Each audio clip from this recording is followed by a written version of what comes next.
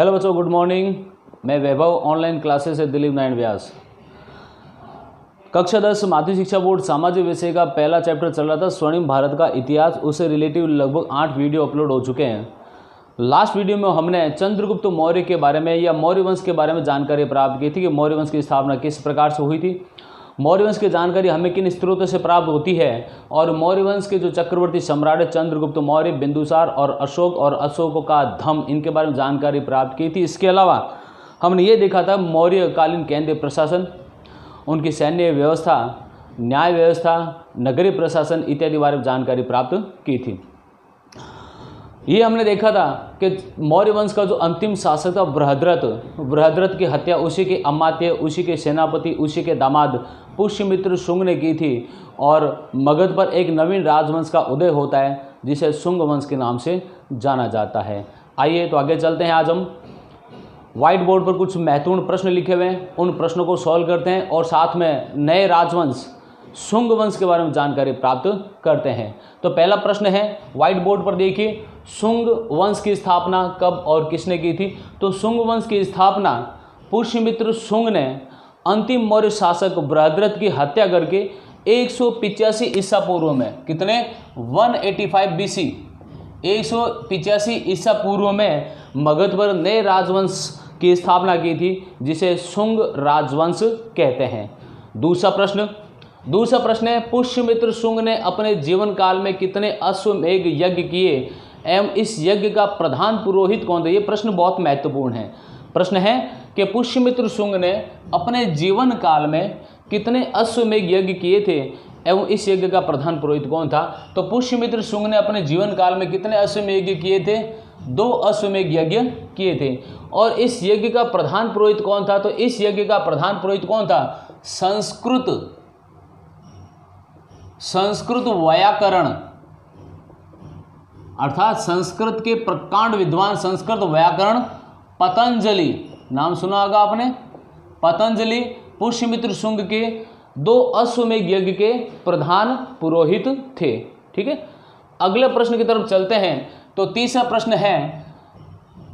प्रश्न क्या है? व्हाइट बोर्ड पर देखिए, सातवाहन वंश की स्थापना कब, किसने व कहाँ की थी? इसमें मैंने एक ही प्रश्न में 3 टैग किए हैं, कब, किसने और कहाँ। तो सातवाहन वंश की स्थापना कब, मतलब 60 ईसा पूर्व में। ठीक है, किसने की थी? सिमुक नामक व्यक्ति ने। किसने की थी? सिमुक नामक व्यक्ति ने 60 ईसा पूर्व में कहाँ की थी? कृष्णा और गोदावरी नदियों का जो डेल्टाई भूभाग है, कृष्णा गोदावरी नदियों के जो मध्य का जो उपजाऊ भूभाग है, वहाँ पर सिमुक नामक व्यक्ति ने 60 ईसा पूर्व में सातवाहन वंश की स्थापना की थी। देखो बच्चों, सातवाहन वंश की एक बहुत बड़ी विशेषता है, भारतीय इतिहास का एक ऐसा राजवंश है जिसमें शासकों के नाम के आगे उनके पिता के नाम के अलावा उनकी माता का नाम जुड़ता है। इस वंश में शासकों के नाम के साथ में उसके माता का नाम जुड़ता है। आगे देखते हैं। अगला प्रश्न है, चौथा प्रश्न, सातवाहन वंश के किस शासक ने पश्चिमी क्षत्रपों की शक्ति को नष्ट किया था? तो वो शासक कौन था? गौतमी पुत्र सातकर्णी। कौन था? गौतमी पुत्र सातकर्णी। इसने पश्चिमी शक शासकों को बुरी तरह से पराजित किया था। पांचवा प्रश्न है, सातवाहन वंश के किस शासक ने रुद्रदामन प्रथम की पुत्री से विवाह किया था? रुद्रदामन जो था वो शक क्षत्रप था और उसकी पुत्री से विवाह किसने किया था? वशिष्ठ पुत्र पुलमावी ने। किसने किया था? वशिष्ठी पुत्र पुलमावी ने। वशिष्ठ पुत्र पुलमावी ने सातवाहन वंश के वशिष्ठ पुत्र पुलमावी ने शक क्षत्रप रुद्रदामन प्रथम की पुत्री से विवाह किया था। अगला प्रश्न है, सातवाहन वंश के किस शासक की मुद्रा पर जलपोत अंकित मिलता है? तो सातवाहन वंश का जो शासक था जिसका नाम क्या था? यज्ञश्री। क्या नाम था उसका? यज्ञश्री। इसके सिक्कों पर हमें क्या अंकित मिलता है? जलपोत अंकित मिलता है। जलपोत अंकित मिलने से ये जानकारी स्पष्ट रूप से प्राप्त हो जाती है के सातवाहन शासकों का सुदूर समुद्री इलाकों, जिसे द्वीपांतर कहते हैं, सुदूर समुद्री इलाकों में भी उनका आधिपत्य था और समुद्र मार्ग से भी व्यापार वाणिज्य उनका बहुत मजबूत था। अगला प्रश्न देखते हैं कि अग्रहार किसे कहा जाता है। अग्रहार किसे कहा जाता है कि सातवाहन वंश के शासकों ने ब्राह्मणों को भूमि दान में देने की प्रथा की शुरुआत की थी। सातवाहन वंश के शासकों ने ब्राह्मणों को भूमि दान में देने की प्रथा को प्रारंभ किया था, जिसे क्या कहा जाता है, अग्रहार कहा जाता है। तो बच्चों आगे चलते हैं। 8वां प्रश्न है, सातवाहन वंश की कलाकृति का श्रेष्ठ उदाहरण कौन सा है। तो सातवाहन वंश की कलाकृति का श्रेष्ठ उदाहरण कौन सा है, कार्ले का चैत्य। कौन सा है, कार्ले का चैत्य। ये सातवाहन वंश की स्थापत्य कला का सबसे शानदार उदाहरण है। 9वां प्रश्न है, गुप्त वंश की स्थापना किसने की थी। तो आइए चलते हैं गुप्त वंश के बारे में जानकारी प्राप्त करते हैं। देखो बच्चों, गुप्त वंश की स्थापना लगभग 275 ईस्वी में, 275 ईसा पूर्व में श्रीगुप्त नामक व्यक्ति ने की थी। भारतीय इतिहास में गुप्त वंश बहुत महत्वपूर्ण स्थान रखता है। गुप्त काल को भारतीय इतिहास का स्वर्ण काल कहा जाता है, the golden time of Indian history कहा जाता है। तो गुप्त काल के जो शासक थे, उन्होंने अपने शासन काल में कला, साहित्य, विज्ञान, गणित, खगोल, भूगोल इत्यादि सब में भरपूर जोर दिया था। उनके विकास में महत्वपूर्ण योगदान दिया था, जिसके कारण गुप्त काल को भारतीय इतिहास का स्वर्ण काल कहा जाता है। तो गुप्त काल के प्रमुख शासकों के बारे में शॉर्ट में थोड़ी जानकारी प्राप्त करते हैं। तो गुप्त वंश की स्थापना किसने की थी। पुराणों के अनुसार गुप्त वंश के जो संस्थापक थे वो कौन थे, श्रीगुप्त नामक व्यक्ति थे। श्रीगुप्त ने 275 बीसी में, 275 ईसा पूर्व में उन्होंने गुप्त वंश की स्थापना की थी। 275 ईसा पूर्व से पहले कुषाण वंश का अस्तित्व लगभग समाप्त हो चुका था और उत्तर भारत में लगभग मुरुंडों का क्या था, शासन था। 275 ईसा पूर्व से पहले कुषाणों की शक्ति क्षीण हो चुकी थी और नॉर्थ इंडिया में, उत्तर भारत में लगभग मुरुंडों का शासन था। उसमें श्रीगुप्त नामक व्यक्ति ने 275 ईसा पूर्व में गुप्त वंश की स्थापना की थी। श्रीगुप्त के पश्चात उसका पुत्र घटोत्कच शासक बनता है। घटोत्कच ने महाराजा धीराज की उपाधि धारण की थी। ओके, घटोत्कच के पश्चात अगला जो शासक है गुप्त वंश का, वो है चंद्रगुप्त प्रथम, जो लगभग गुप्त वंश का शासक बनता है 320 से 335 ईस्वी के आसपास। 320 से 335 ईस्वी के आसपास शासक बनता है चंद्रगुप्त प्रथम। इसने भी महाराजा धीराज की उपाधि धारण की थी। इसका महत्वपूर्ण जो कार्य था, उसने 319 ईस्वी में गुप्त संवत प्रारंभ किया था। चंद्रगुप्त के पश्चात उसका पुत्र समुद्रगुप्त शासक बनता है, जिसकी जो अवधि है, शासन अवधि 335 से लेकर 380 ईस्वी तक है। समुद्रगुप्त को भारतीय इतिहास में बहुत महत्वपूर्ण दर्जा दिया गया है। समुद्रगुप्त को भारत का नेपोलियन कहा जाता है। डॉक्टर विसेंट स्मिथ ने समुद्रगुप्त को भारत का नेपोलियन कहा है। समुद्रगुप्त ने दिग्विजय और एकीकरण की नीति अपनाई थी और साम्राज्यवादी विचारधारा का व्यक्ति था। समुद्रगुप्त जो था वो ललित कलाओं में, कई प्रकार की विद्याओं में, नृत्य में, गायन में, संगीत में इत्यादि में निपुण था। इसलिए समुद्रगुप्त को सिक्कों में वीणा बजाते हुए भी दिखाया गया है। समुद्रगुप्त के पश्चात उसका पुत्र शासक बनता है 380 से लेकर 412 ईस्वी में चंद्रगुप्त द्वितीय। चंद्रगुप्त द्वितीय ने अपनी पुत्री प्रभावती का विवाह किसके साथ किया था, वाकाटक नरेश रुद्रसेन के साथ किया था। और रुद्रसेन की मृत्यु होने के पश्चात वाकाटक साम्राज्य की अधिकारिणी कौन बन गई, प्रभावती बन गई। और उसके पश्चात ये वाकाटक रुद्रसेन का जो साम्राज्य था वो गुप्त साम्राज्य में चंद्रगुप्त द्वितीय ने मिला लिया। ओके, चंद्रगुप्त द्वितीय के पश्चात अगला शासक बनता है कुमारगुप्त। कुमारगुप्त एक प्रसिद्ध शासक था। कुमारगुप्त के समय बर्बर हूणों का आक्रमण शुरू हुआ था और उस हूणों के आक्रमण को दबाने के लिए कुमारगुप्त का जो पुत्र था स्कंदगुप्त, वो आगे आता है और हूणों का दमन करता है। कुमारगुप्त वही गुप्त शासक था जिसने प्रसिद्ध नालंदा विश्वविद्यालय की स्थापना की थी।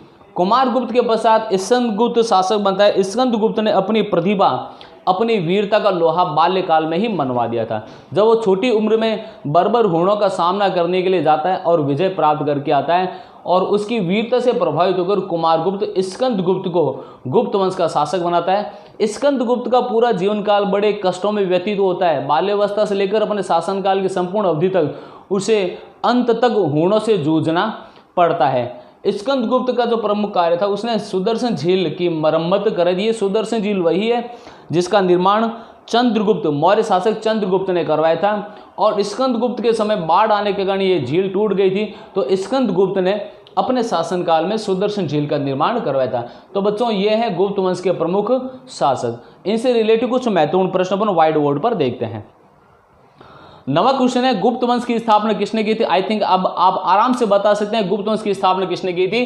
श्रीगुप्त नामक व्यक्ति ने की थी। ओके, अगला प्रश्न, समुद्रगुप्त ने प्रयाग प्रशस्ति अभिलेख है जिसकी रचना हरिसेन नामक व्यक्ति ने की थी।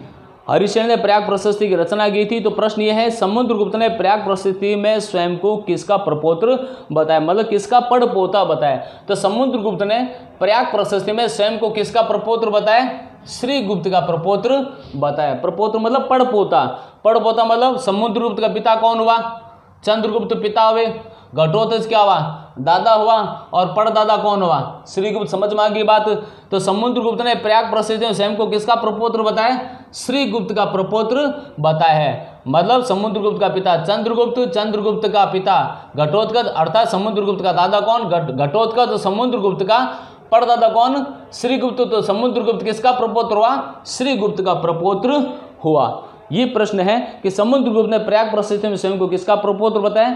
तो समुद्रगुप्त ने प्रयाग प्रशस्ति में स्वयं को श्रीगुप्त का प्रपौत्र बताया है। अगला प्रश्न है, चंद्रगुप्त प्रथम ने कौन सी उपाधि धारण की थी? तो ध्यान देने योग्य बात है कि चंद्रगुप्त के पिता घटोत्कच ने भी महाराजा धीराज की उपाधि धारण की थी, और चंद्रगुप्त प्रथम ने भी कौन सी उपाधि धारण की थी? महाराजा धीराज की उपाधि धारण की थी। यदि प्रश्न पूछे कि गुप्त वंश में किन शासकों ने महाराजा धीराज की उपाधि धारण की थी, तो आप बता सकते हैं घटोत्कच ने, और गुप्त शासक चंद्रगुप्त प्रथम ने महाराजा धीराज की उपाधि धारण की थी। अगले प्रश्न की तरफ चलते हैं। 12 प्रश्न क्या है? किस गुप्त शासक ने गुप्त संवत चलाया था या गुप्त संवत प्रारंभ किया था? तो मैंने आपको बताया था कि गुप्त शासक चंद्रगुप्त प्रथम ने 319 में गुप्त संवत प्रारंभ किया था। ओके, अगला प्रश्न है, किस गुप्त शासक को भारत का नेपोलियन कहा जाता है? तो बच्चों, गुप्त शासक समुद्रगुप्त। कौन? समुद्रगुप्त को भारत का क्या कहा जाता है? नेपोलियन कहा जाता है। और ये शब्द किसने कह दी, ये उपाधि किसने दी थी? विसेंट स्मिथ ने। किसने दी थी? विसेंट स्मिथ ने ये उपाधि दी थी। विसेंट स्मिथ ने समुद्रगुप्त को भारत का नेपोलियन बताया था, क्योंकि नेपोलियन की बातें ही वीरता, साहसी था, और ये साम्राज्यवाद और एकीकरण और दिग्विजय की नीति में विश्वास रखता था। उसने एकीकरण के लिए विभिन्न प्रकार साम्राज्य को, शासकों को अपने अधीन करने के लिए, अपने साम्राज्य का विस्तार करने के लिए एकीकरण और दिग्विजय की नीति अपनाई थी, जिसके कारण समुद्रगुप्त को भारत का नेपोलियन कहा जाता है। अगले प्रश्न की तरफ चलते हैं। अगला प्रश्न है, समुद्रगुप्त का आदर्श क्या है? तो समुद्रगुप्त का आदर्श वही है, वो क्या, कौन सा आदर्श है? जस्ट मैंने अभी बताया, बताइए, आप सोचिए समुद्रगुप्त का आदर्श क्या है? समुद्रगुप्त का आदर्श है एकीकरण। क्या है? विभिन्न प्रकार के जो साम्राज्य हैं, विभिन्न प्रकार की जो रियासतें हैं, शासकों हैं, उनको अधीनता स्वीकार कराना, अपने साम्राज्य का विस्तार करना, एकीकरण और दिग्विजय की नीति, ये समुद्रगुप्त का आदर्श रहा है।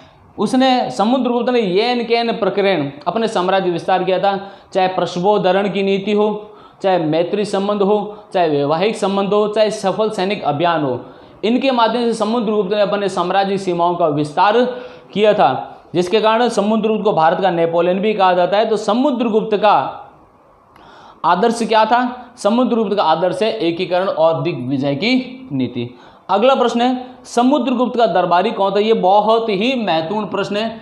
ये माध्यमिक शिक्षा बोर्ड कक्षा 10 के लिहाज से भी महत्वपूर्ण प्रश्न है बच्चों, और ये प्रश्न कंपटीशन एग्जाम में तो कई बार पूछा जा चुका है। तो बच्चों समुद्रगुप्त का जो दरबारी था उसका नाम था हरिसेन। क्या नाम था बच्चों? उसका नाम था हरिसेन। ये हरिसेन समुद्रगुप्त का मित्र भी था, समुद्रगुप्त का दरबारी भी था, समुद्रगुप्त का साहित्यकार भी था, दरबारी साहित्यकार, और समुद्रगुप्त के दरबार का एक इतिहासकार भी था। इसी हरिसेन ने एक प्रशस्ति की रचना की थी जिसका नाम है प्रयाग प्रशस्ति। कौन सी प्रशस्ति थी? प्रयाग प्रशस्ति। कहां पर है ये? इलाहाबाद में। कहां पर बच्चों?